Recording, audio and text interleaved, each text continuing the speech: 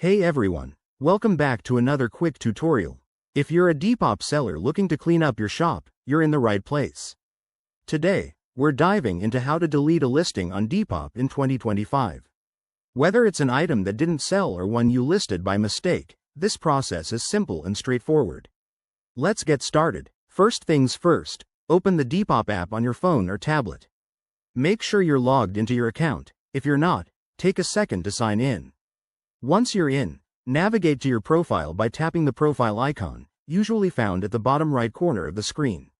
From your profile, look for the My Shop or Active Listings section. This is where all your current listings are displayed. Scroll through until you find the one you want to delete, then tap on it to open the details page. On the listing page, you'll see a few options.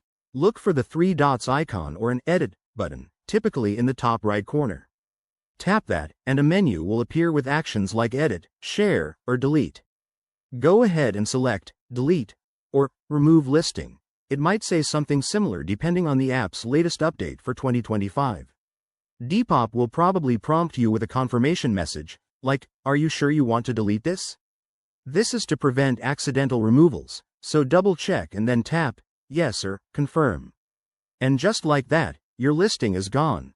A quick tip. Always ensure your Depop app is updated to the newest version for 2025 to avoid any glitches. Also, remember that if the listing has been sold or is in an active sale, you might not be able to delete it directly. Check the status first. There you have it, folks. Deleting a listing on Depop is easier than ever. If this video helped you out, hit that like button and subscribe for more tips on selling online. Thanks for watching, and I'll see you in the next one.